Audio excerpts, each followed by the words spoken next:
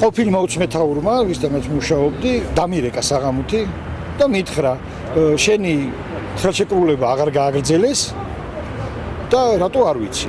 ნუ რა თქმა უნდა, კითხე რომ რატო. ჩამოვედი, ვერავინ ვერ მეუბნება ამას. რატო ხელშეკრულებას რო გიწყვეტავენ, რაღაცა მიზეზიც უნდა არსებობდეს. მე მესმის რომ იყო შევცილება და გამანთავისუფლეს. მაგის გულისთვის და გამანთავისუფლეს ეს დანარჩენი ხალხიც, მაგრამ შტატი გაზარდეს 107 კაცამდე, 70 კაციდან 107 კაცამდე გაიზარდა და 17 კაცი თუ 16 კაცი კიდე გაანთავისუფლეს. უბრალოდ ამას ლოგიკას ვერ ავხედავ. და თუ რამე დანაშაულებმა მითხრა და რატო გამანთავისუფლეს ის მითხრა. არავინ არის ის აქ არის სრული ქაოსი და სრული განუკითხაობა. უბრალოდ არის სრული განუკითხაობა. არავინ არაფერი არის. არავის არაფერი დაუშავები, არავისთვის არაფერი არ უთქვათ. გადმოიტანეს რომ 17 კაცი არის გათავისუფლებული სამსახურიდან. ჩვენ უბრალოდ გვაინტერესებს ის რა მიზეზის გულისთვის რატო გაგვათავისუფლეს. მე არაფერი ხლა წეგანაც ვთქვი რომ მინისტრებს ხნიან და ისინი არაფერი ჩვენ რა უნდა გავაკეთოთ ხლა არაფერი. უბრალოდ გვაინტერესებს რა მიზეზი და რისი გულისთვის. ესეთი განუკითხაობა ქვეყანაში უბრალოდ არ უნდა იყოს. უშინდელი რიცხვიდან უკვე 16 კაცზე შეჩერდა დროებით ხელშეკრულების გაგრძელება.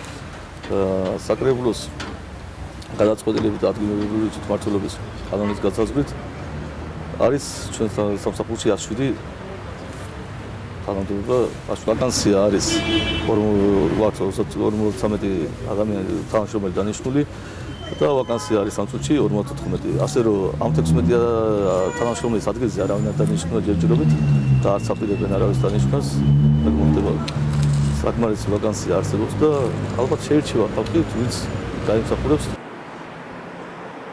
ხდება რეორგანიზაცია სამსახურის, გადახალისება, მოგეხსენებათ საკრებულოზე უკვე დამტკიცებულია, რომ უნდა გაიზარდოს საშტატო ერთეულები და თანამშრომლების გაშვებაზე კი პირიქით დამატებაზე და გაძლიერებაზე ამ სამსახურის ლაპარაკი. უბრალოდ ახლა დღეს არის პირველი დღე, დაინიშნა ალბათ ის რაოდენობა ხალხის, ვინც გამართულად იმუშაოს სამსახურმა და დაახლოებით 2 კვირის განმავლობაში მოხდება შევსება ამ შტატების.